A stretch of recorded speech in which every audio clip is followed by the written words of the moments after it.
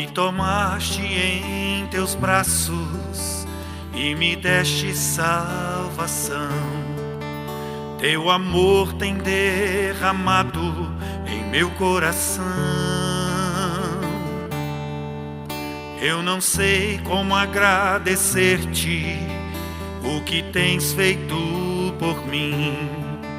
Eu só posso dar-te agora minha canção.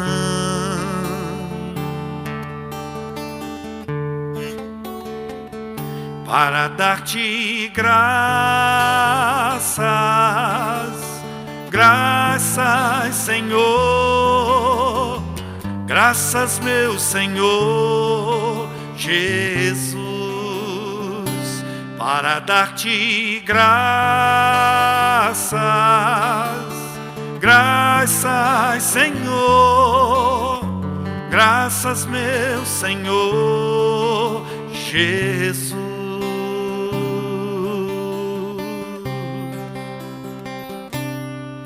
Lá na cruz tu deste a vida, entregaste tudo ali.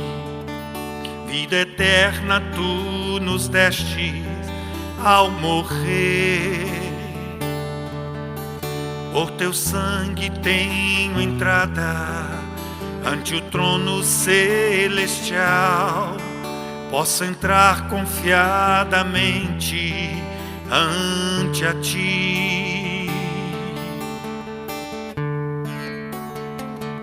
Para dar-te graças,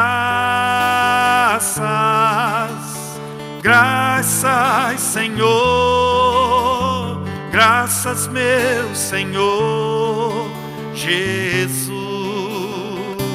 Para dar-te graças, graças, Senhor, graças, meu Senhor Jesus. Graças, graças, graças, Senhor, graças, meu Senhor Jesus. Para dar-te graças, graças, Senhor, graças, meu Senhor Jesus.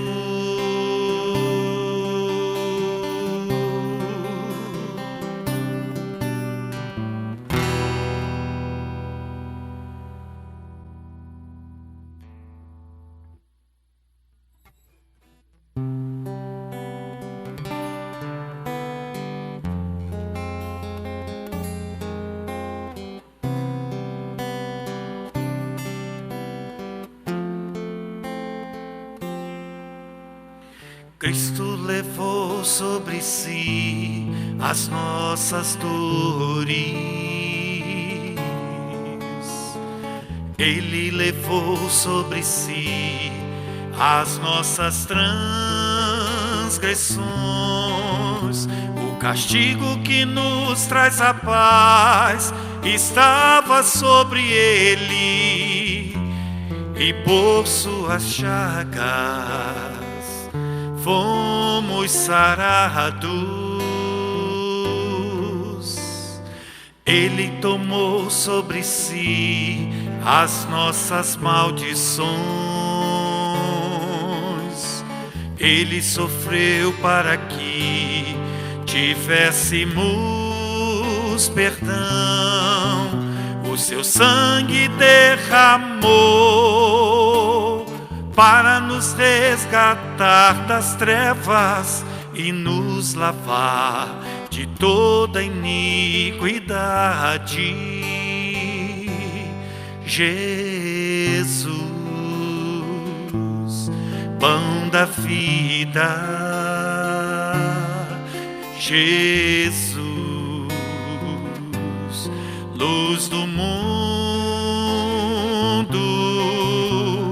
príncipe da paz, maravilhoso conselheiro, fonte de eternidade, amor. Jesus, Deus Emanuel, Jesus, Santo dos Santos, árvore da vida, rio que brota do trono de Deus, alegria profunda no meu coração, recebe adoração. Jesus, és digno de louvor. Jesus, Cristo levou sobre si as nossas dores. Ele levou sobre si as nossas transgressões.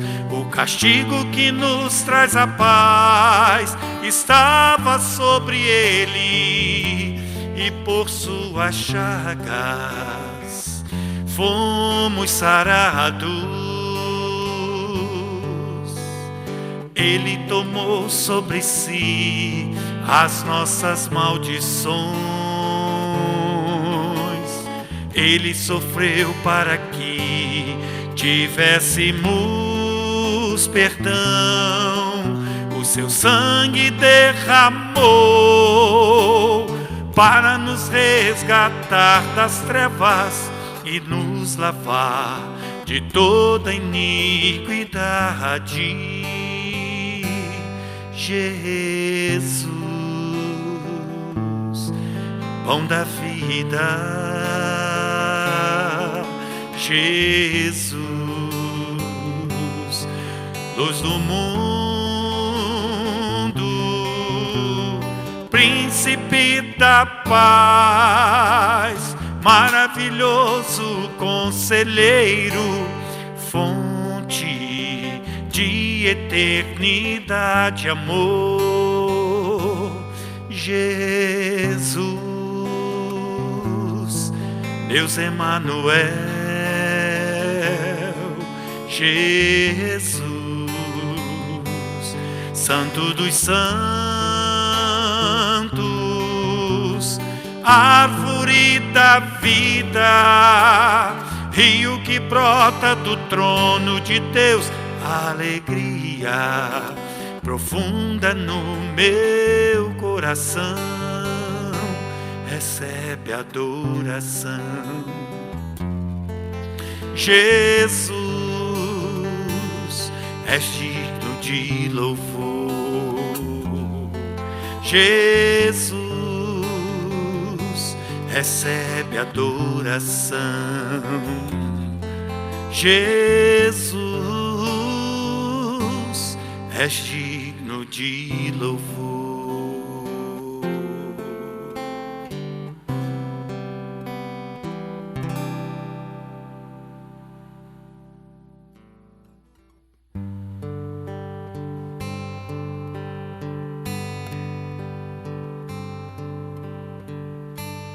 Se eu sempre andar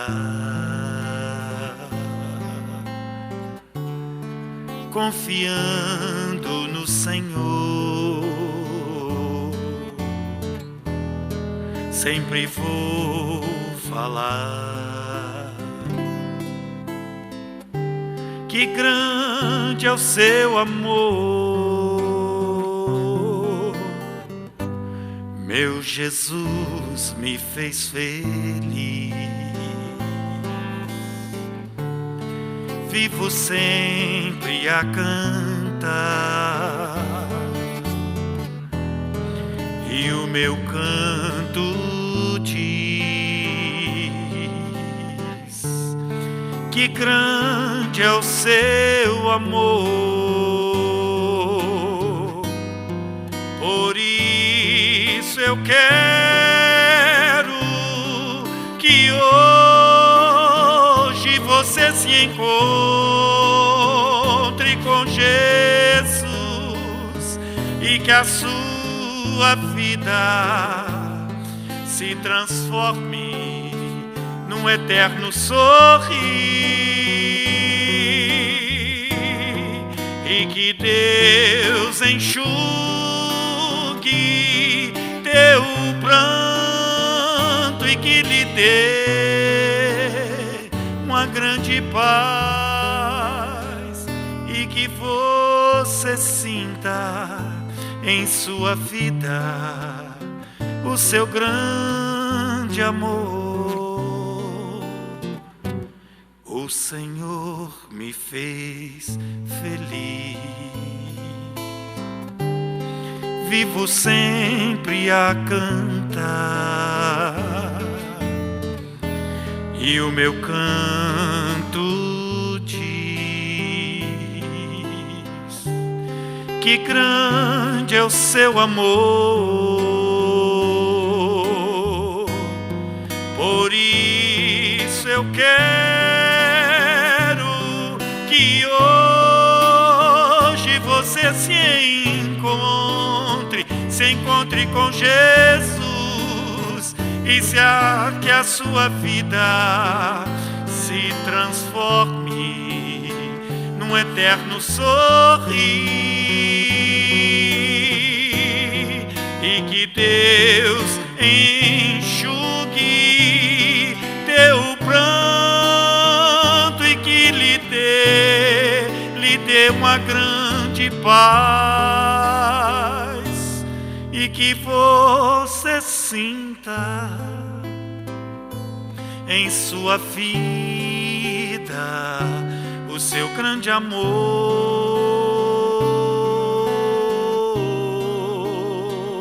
o seu grande amor.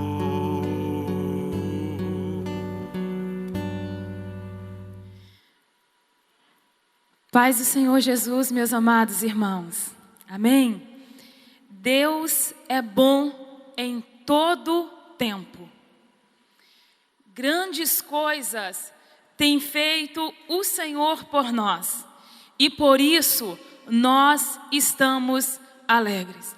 Eu quero louvar a Deus por essa oportunidade, por este momento, por esta série de estudo que nós estamos tendo aí desde o início de abril, onde estamos falando sobre a Páscoa.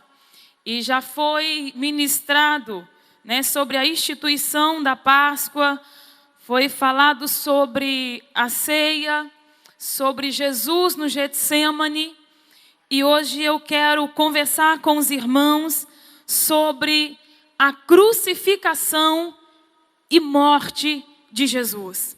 Para isso eu convido você que está me ouvindo, assistindo nesse momento, a abrir a sua Bíblia no Evangelho de Marcos, capítulo de número 15, a partir do versículo de número 20. Marcos, capítulo 15, a partir do versículo de número... Capítulo 15, a partir do versículo de número 20. Meu irmão, o meu objetivo com esta mensagem nessa noite não é te encher de emoções, de sentimentos superficiais. Eu não quero que ao término dessa ministração você fique com pena, com sentimento de dor de Cristo Jesus.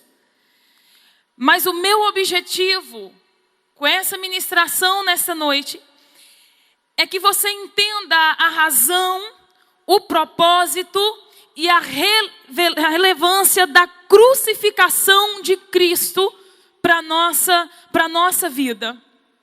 O propósito da cruz de Cristo. E eu quero lembrar aos irmãos alguns eventos que ocorreram antes da crucificação. Houve alguns fatos que ocorreram. Antes da crucificação, Jesus realizou a ceia. Jesus esteve no Getsêmani. Jesus também foi preso. Quando Jesus ainda estava no Getsêmani, ele foi abordado pelos soldados romanos e os mesmos levaram Jesus para o sinédrio. Jesus foi acusado sob falso testemunho. Depois amarraram Jesus, levaram até Pilatos. Pilatos manda para Herodes. Herodes devolve para Pilatos. E Pilatos então recorre à multidão para ver o que ia fazer com um homem chamado Cristo. Por ocasião da festa, naquela época, era costume soltar um preso. E tinha um preso por nome de Barrabás, e o povo pediu que Barrabás fosse solto. E o que fazer com este homem chamado Cristo, o rei dos judeus? Perguntou Pilatos. E a multidão em alto e bom som respondeu: crucifica-o, crucifica-o. Barrabás então foi livre e Jesus foi condenado. Antes da crucificação, Jesus passou por uma sessão de tortura, posso assim dizer. Jesus foi terrivelmente açoitado antes de seguir para a cruz e de forma muito cruel e muito dolorosa. E o instrumento que os romanos usavam era um chicote com tiras de couro.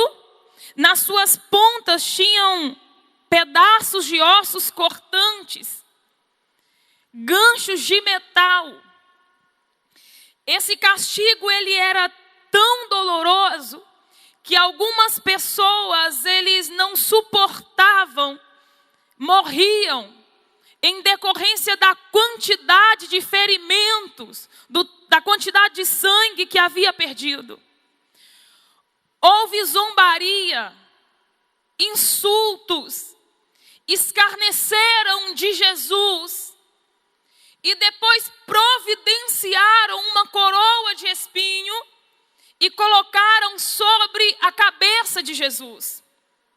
Olha o que diz o versículo de número 20.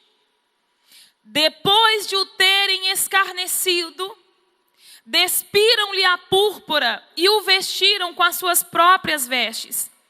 Então, conduziram Jesus para fora, com o fim de o crucificarem. Versículo 21 também. E obrigaram a Simão Cirineu, que passava, vindo do campo, pai de Alexandre e de Rufo, a carregar-lhe a cruz. Depois de ter sido açoitado, Jesus é conduzido para fora da cidade, para então ser crucificado.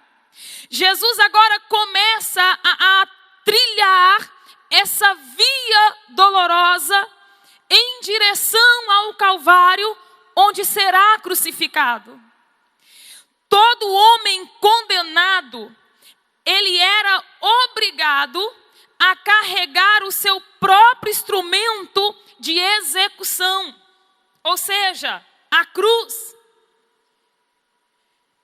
E na verdade, segundo historiadores, eles dizem que ele não carregava, os condenados não carregavam a cruz já montada, ele carregava apenas a viga horizontal.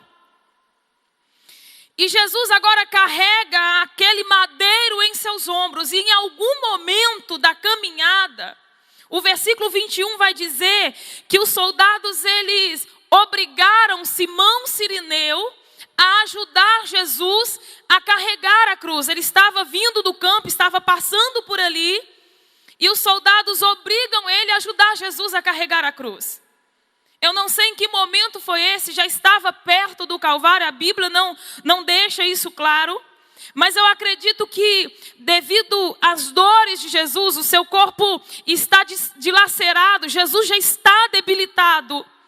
E este homem então ajuda Jesus a carregar a cruz. Prosseguindo para o versículo de número 22. Diz assim, 22 e 23.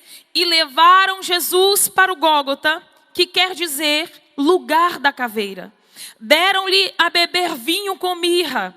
Ele, porém, não tomou. Caminharam até o Gólgota, conhecido como o lugar da caveira. O lugar onde Jesus seria crucificado. Não se sabe o porquê deste nome lugar da caveira. Mas estudiosos sugerem que, pelo fato daquele local ter um formato parecido de um crânio. E também por ser um lugar de execução. E algumas pessoas que eram crucificados, ali os seus corpos ficavam e os ossos ficavam espalhados por ali. Talvez seja isso o motivo de chamar lugar da caveira. Quando Jesus chega a este lugar, quando Jesus chega ao Gólgota, deram uma mistura de vinho com mirra para Jesus beber. Essa mistura, na verdade, ela servia e era bem comum também eles dar para que as pessoas que estivessem sofrendo, já haviam sofrido açoites, beber aquela mistura. Ela funcionava como se fosse um analgésico, um anestésico, podemos dizer. Mas aí a Bíblia vai dizer que Jesus rejeita essa mistura. Porque Cristo, Jesus, ele está disposto a sentir as dores por causa dos nossos pecados. Jesus aqui é 100% homem.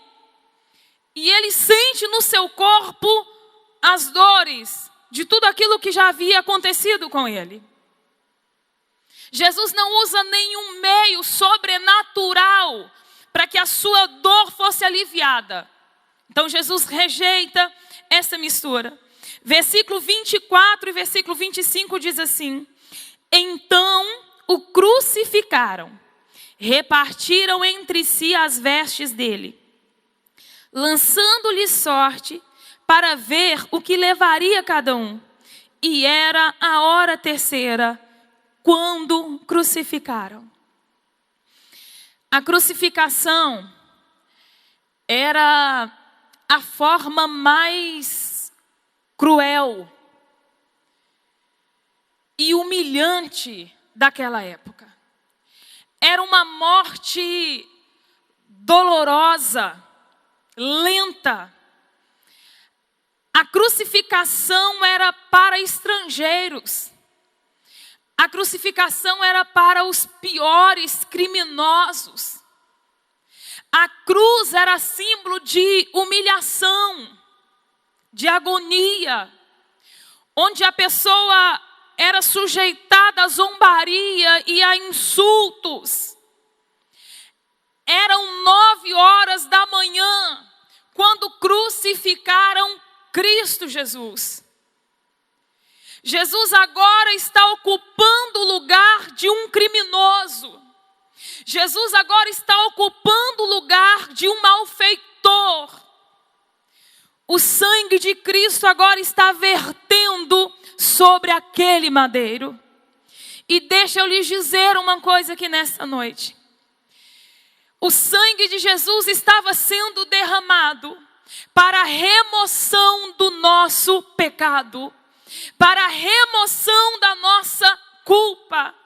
Este sangue derramado era o pagamento, é um pagamento da nossa redenção, do nosso resgate. O escritor aos Hebreus, ele vai dizer que pelo sangue de Cristo, nós temos a nossa consciência purificada. Hebreus 10 e 19 diz que pelo sangue de Jesus, nós ganhamos um acesso direto a Deus. Pedro, ele vai dizer, o apóstolo Pedro diz que não foi por coisas corruptíveis como ouro e prata que fostes resgatados, mas pelo sangue de Cristo Jesus. Olha o que Paulo escreve aos Efésios, capítulo de número 1, versículo 7, ele diz assim: no qual temos a redenção pelo seu sangue, no qual temos o resgate pelo sangue de Cristo, a remissão dos pecados segundo a riqueza da sua graça. O sangue de Jesus estava vertendo por causa dos nossos pecados. Jesus estava ocupando um lugar que não era dele, era nosso. Olha o que diz o versículo 26. Vamos ler do 26 até o 32. E por cima estava em epígrafe a sua acusação: o rei dos judeus. Com ele crucificaram 2 ladrões, um à sua direita, outro à sua esquerda. E cumpriu-se a escritura que diz: com malfeitores foi contado. Os que iam passando blasfemavam dele, meneando a cabeça e dizendo: ah, tu que destróis o santuário e em 3 dias o reedificas, salva-te a ti mesmo descendo da cruz. De igual modo, os principais sacerdotes, com os escribas escarnecendo entre si, diziam: salvou os outros, a si mesmo não pode salvar-se. Desça agora da cruz o Cristo, o Rei de Israel, para que vejamos e creiamos. Também os que com ele foram crucificados o insultavam. Era costume colocar no cimo da cruz o crime que aquela pessoa havia cometido, ou seja, a sua acusação. E na cruz de Cristo, na placa que está no cimo da cruz de Cristo, Pilatos manda escrever a seguinte frase: o rei dos judeus. Talvez o propósito aqui é escarnecer Jesus. É mostrar um rei crucificado. É mostrar o rei dos judeus agora está pendurado em uma cruz. Todavia, o que estava escrito naquela placa retratava de fato quem ele era. Ele era o Cristo, o Filho de Deus. Ele era o rei dos judeus, e não só era o rei dos judeus, como o rei dos reis e senhor dos senhores. Versículo 27 e 28 cumpre o que profetizou Isaías centenas de anos atrás. Com malfeitores foi contado. Cristo está crucificado entre 2 ladrões. E quem ocupava a cruz do meio era considerado o pior criminoso. Aquele que havia cometido o crime mais horrendo que você possa pensar. Os sacerdotes blasfemavam, diziam: desce da cruz. Salvou os outros e não pode salvar a si mesmo. Olhavam para Jesus pendurado na cruz e diziam: ah, tu que destróis o santuário, em 3 dias o reedificas. Porque eles já haviam escutado que Jesus havia dito isso antes e eles não entenderam o que Jesus quis dizer com isso. Aqueles que estavam crucificados também estavam blasfemando, insultavam Jesus. Mas deixa eu dizer uma coisa aqui para você. Jesus não está preso naquela cruz impotente. Jesus não está ali porque cometeu algum crime. Os ladrões, a condenação deles era legítima. Eles mereciam estar ali. Jesus não está ali porque cometeu algum crime. Não, Jesus não cometeu nenhum crime. Ele está ali voluntariamente. E aquela cruz, ela não é um acidente no percurso da história. A crucificação de Cristo, Cristo agora crucificado, não é porque Judas o traiu. Não é simplesmente porque a multidão escolheu crucificar Jesus, não. Essa cruz já estava no projeto de Deus desde a eternidade. Essa cruz já estava na mente de Deus desde a eternidade. Antes que Deus criasse todas as coisas, essa cruz já estava na mente de Deus. Fazia parte da agenda de Deus. Porque era exatamente ali na cruz que Jesus estava desarmando o diabo. Era exatamente ali que Jesus estava triunfando sobre os principados e potestades. Aquele Calvário era o palco da justiça, da misericórdia e do amor de Deus. Para muitos talvez é um momento de escárnio, de blasfemar contra Jesus. Mas para Deus aquele Calvário era o palco da sua justiça, era o palco do seu amor e da sua misericórdia. Deixa eu destacar 3 coisas importantes aqui de Jesus naquela cruz. Naquela cruz Jesus suportou a dor física em seu corpo, na sua carne. Jesus não usou nenhum meio, nenhum poder sobrenatural para aliviar o seu sofrimento. Embora ele sendo o Filho de Deus, ele sendo Deus, mas ele não usa nenhum poder sobrenatural para aliviar o seu sofrimento. Segunda coisa, naquela cruz, ele tomou sobre si o nosso pecado. Pior que a dor física era carregar a culpa pelo nosso pecado. Tudo que Deus abomina estava sendo derramado completamente sobre ele naquele momento. Olha o que Pedro escreve lá em 1 Pedro capítulo 2, versículo 24, ele diz assim: carregando ele mesmo em seu corpo, o próprio Jesus, carregando ele mesmo em seu corpo, sobre o madeiro, os nossos pecados. Para quê? Para que nós, mortos para os pecados, vivamos para a justiça. Por suas chagas fostes sarados. O castigo que nos traz a paz estava sobre ele.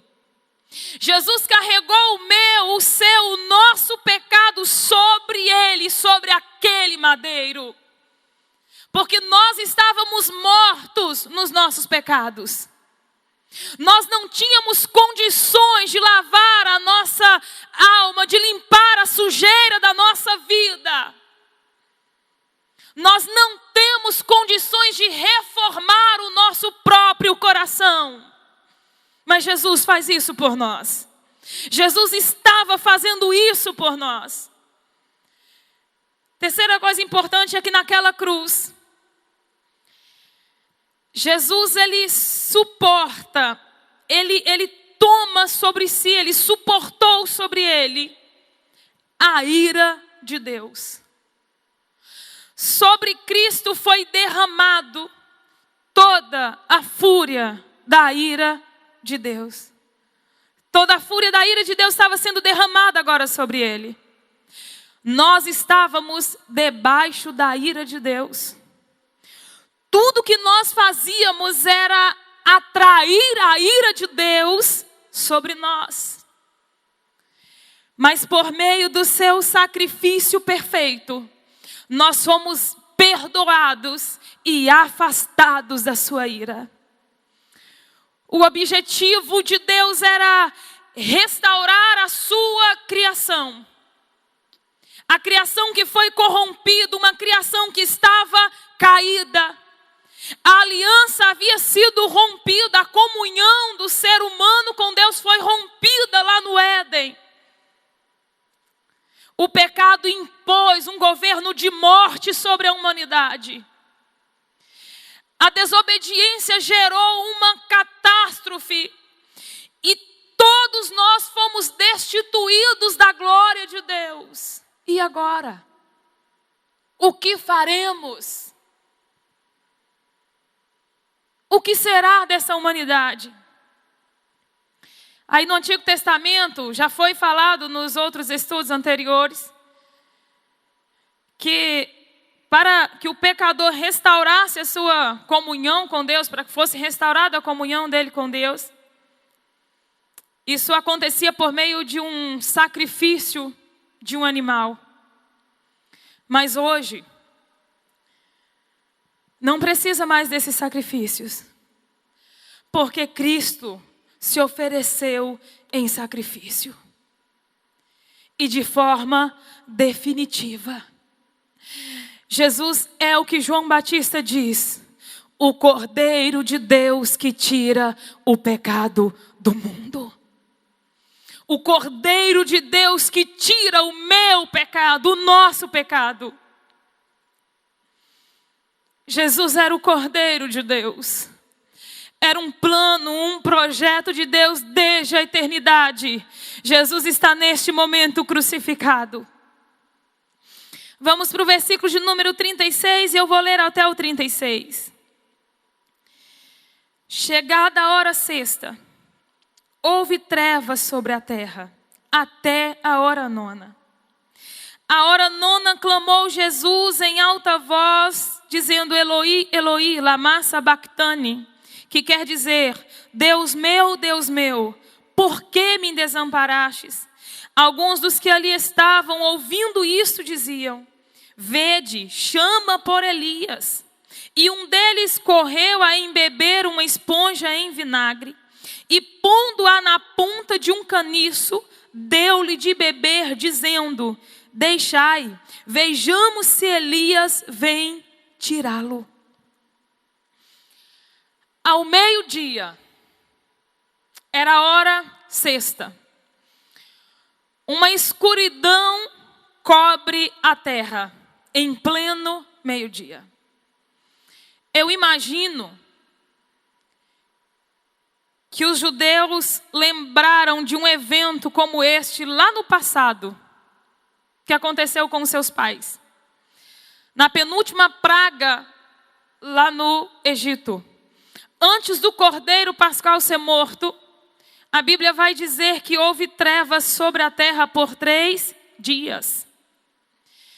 Um escritor por nome de William, ele vai dizer que essa escuridão simbolizava o julgamento de Deus sobre o nosso pecado.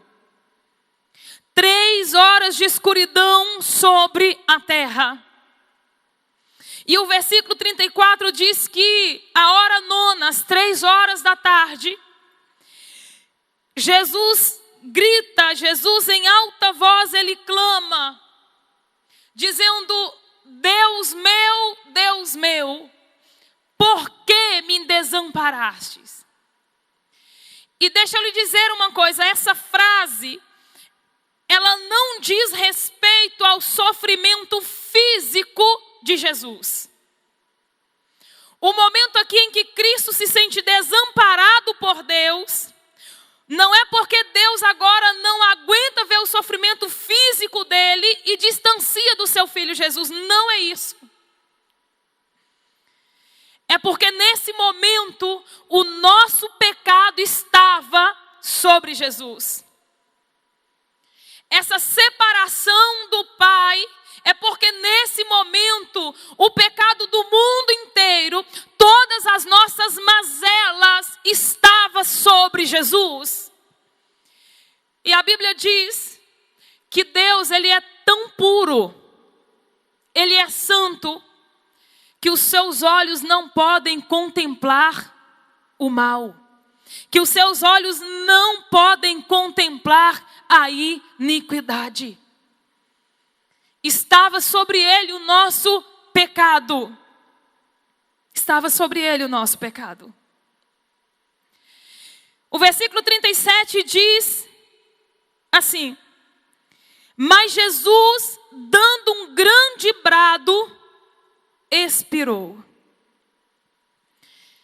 Marcos não diz que palavra ou que frase Jesus usa nesse momento.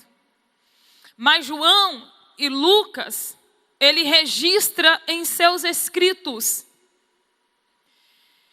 nós sabemos que esse brado, ele é um brado de triunfo.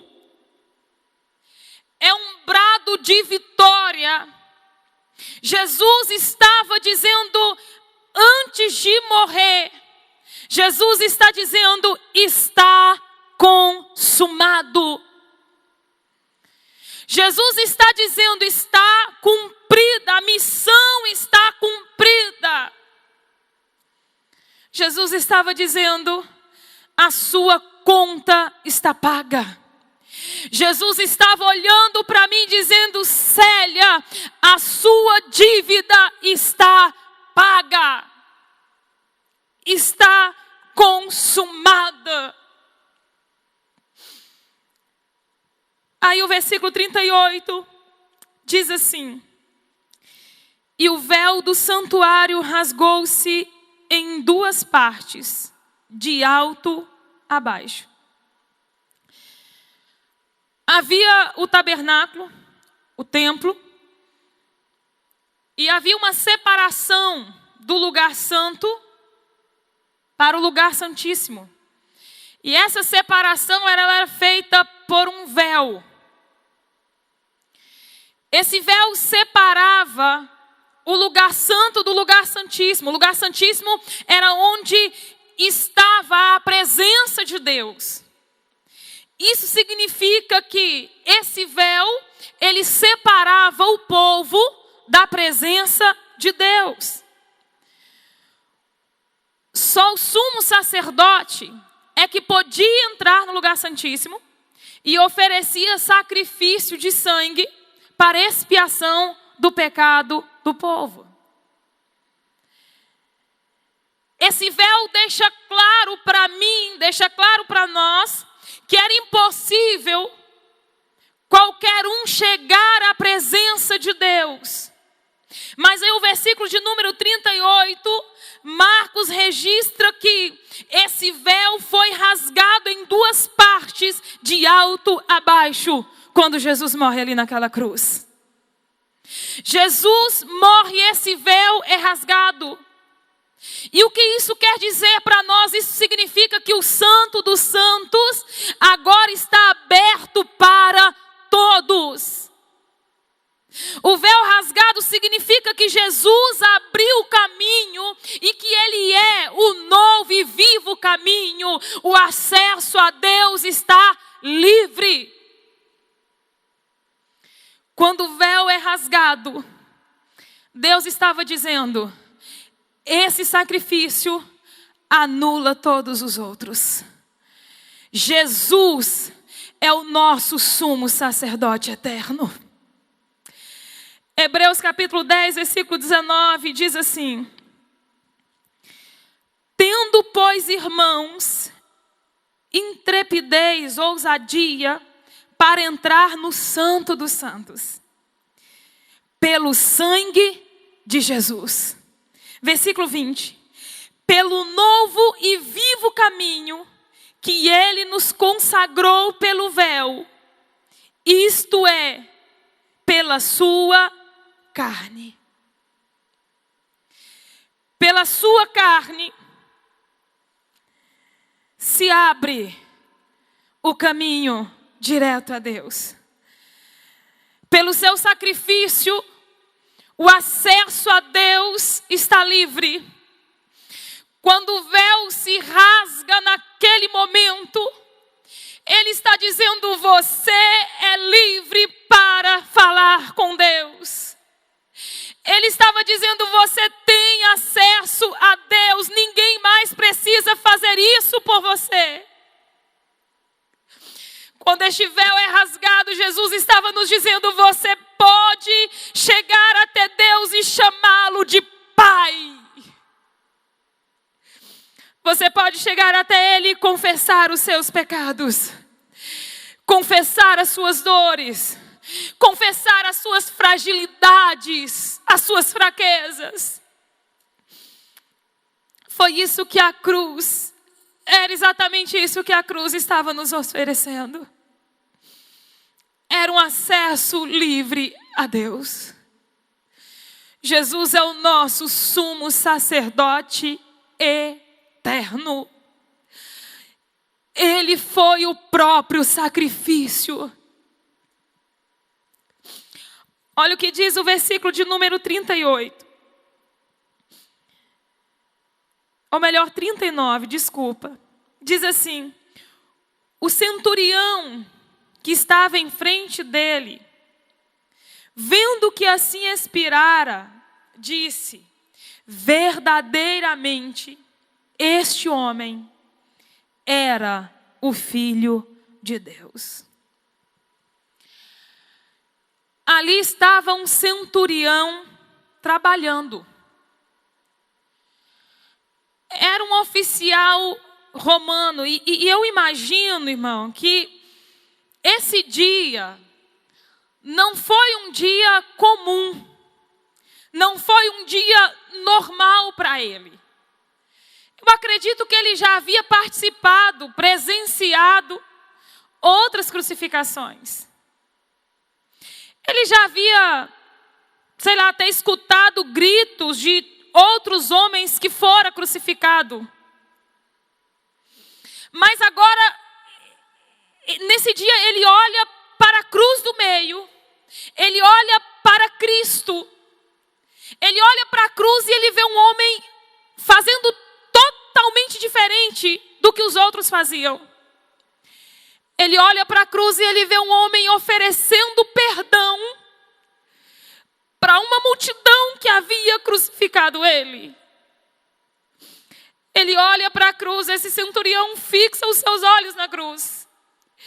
E ele vê um homem perdoando o ladrão que estava ali do lado. Esse centurião, ele sentiu nos seus pés a terra tremer. Ele viu a escuridão que tomou conta do sol em pleno meio-dia. E a conclusão dele, para o centurião nesse momento, a prova era absoluta e ele faz uma confissão extraordinária. Ele diz: verdadeiramente, este homem era o Filho de Deus. A minha oração é que depois de tudo que você ouviu, depois de ler a respeito da cruz de Cristo, você possa fazer essa mesma confissão e crer no Filho de Deus. E crer no sacrifício da cruz. A cruz, ela é a mensagem central da nossa pregação. Foi na cruz que toda dívida, tudo aquilo que me pertencia, toda a dívida que te pertencia, foi na cruz que ela fora cancelada. Na cruz, Cristo, ele nos arranca das garras de Satanás. A sua morte, o seu sangue, foi suficiente para a nossa salvação. A cruz, ela aponta para a nossa miséria. A cruz, ela nos diz muito, ou melhor, ela nos diz tudo sobre a graça de Deus. Eu quero deixar claro para você que me ouve. A crucificação foi algo que aconteceu na história. E foi isso que mudou a nossa condição de vida diante de Deus. E essa é a boa notícia do Evangelho, é que Deus, ele providenciou tudo que precisava para a nossa salvação. Esse é o Evangelho que nós pregamos. É um Evangelho que nos diz o que já foi feito na história, para que nós tivéssemos acesso a Deus. O acesso a Deus não é por algo que eu fiz ou por algo que eu estou tentando fazer, mas é o que Jesus já fez por por nós ali na cruz. A cruz é o ato central de Deus em toda a humanidade. Em toda a história da humanidade, a cruz é o ato central de Deus. Na cruz, a cruz de Cristo, ela está repleta da sabedoria. Ela está repleta do poder, da glória. A cruz está repleta de vitória e do propósito de Deus. A nossa trajetória, ela foi reorientada por Cristo ali na cruz. A história de Jesus, ela transforma vida, porque ela é uma história verdadeira. A cruz de Cristo é o nosso êxodo. A cruz, ela representa a vitória suprema do reino de Deus. E somente neste evangelho, somente neste Cristo Jesus, é que nós conseguimos encontrar tão imensa esperança e satisfação para viver. Em Cristo nós encontramos esperança e satisfação para viver. Tem uma frase de Agostinho, ele falou algo interessante, ele disse assim: fomos criados para Deus, e enquanto não encontrarmos nosso descanso em Deus, nosso coração estará inquieto. Nós fomos criados para Deus, para ter comunhão com o Senhor. E enquanto nós não encontrarmos o nosso descanso em Deus, em Cristo Jesus, o nosso coração estará inquieto. A nossa alma estará inquieta. Nós nascemos neste mundo com uma vida condenada à morte. Nós nascemos no império do pecado e da morte. E a cruz, ela tem exatamente essa finalidade: nos resgatar, nos comprar de volta, reconciliar a nossa vida com Deus. É na cruz que acontece o maior ato de libertação que a humanidade já viu e conheceu. A cruz, ela é a porta que passamos do império das trevas para o reino da luz. A cruz de Cristo, o sacrifício de Cristo é essa porta. E eu quero finalizar dizendo: nós estamos em uma época bem difícil. O caos está instalado no Brasil e no mundo. De repente, o ser humano perde a autonomia, perde o direito de sair da sua casa. As escolas, os colégios cancelam todas as suas atividades. De repente, os templos não podem mais abrir para fazer as suas celebrações. O povo não pode mais reunir. Eventos que jamais seriam cancelados em toda a história do mundo, esses eventos agora são cancelados. De repente, os grandes estádios de futebol se transformam em 10 dias, se transformam em um hospital. Estamos em meio a um caos. E em meio a esse caos que estamos vivendo, eu te convido a olhar para Cristo. Eu te convido a olhar para a cruz. O Evangelho tem resposta para tudo que nós estamos vivendo. E deixa eu dizer mais ainda, é possível estar em paz mesmo em meio a este caos. De repente você que me ouve agora e o seu coração está inquieto.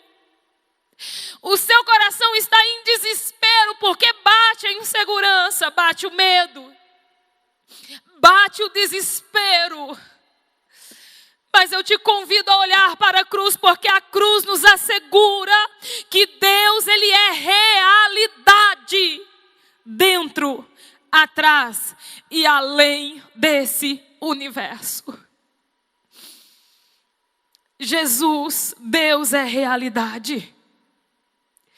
Eu te convido a crer no sacrifício de Cristo Jesus. Porque em Cristo Jesus o seu coração encontrará paz, e uma paz que o mundo não pode dar. Em meio a esse caos, em meio às perdas dessa vida, o seu coração pode encontrar refrigério, porque esse Cristo Jesus pode dar refrigério para a sua alma. Eu acabei de contar a grande história da redenção. E ela sempre esteve nas mãos de Deus. A história da redenção nunca esteve nas mãos do homem. Ela sempre esteve nas mãos de Deus, sempre foi um plano de Deus. Deus está no controle desde o início. Mas nós precisamos entender que a influência principal da obra de Cristo não é sobre nós. Nunca foi sobre nós. É tudo sobre Ele. É tudo sobre o Pai. Jesus morreu, expirou, dizendo que estava tudo consumado. Mas deixa eu dizer uma coisa, a história não termina aqui. A história não termina na sexta-feira. No domingo, Ele ressuscitou. E Ele ressuscitou declarando vitória sobre o pecado e sobre a morte. Ele morreu, mas Ele ressuscitou. E por Ele ter ressuscitado, o nosso futuro é muito mais brilhante, é muito mais interessante. Pelo fato dele ter ressuscitado, o nosso futuro é muito além daquilo que pensamos ou conseguimos enxergar. Ele vive. E porque Ele vive, nós podemos crer no amanhã. Porque Ele vive, nós podemos confiar a nossa vida e o coração nele. Eu não vou pregar sobre a ressurreição. Na próxima quarta teremos sobre a ressurreição e ascensão de Cristo.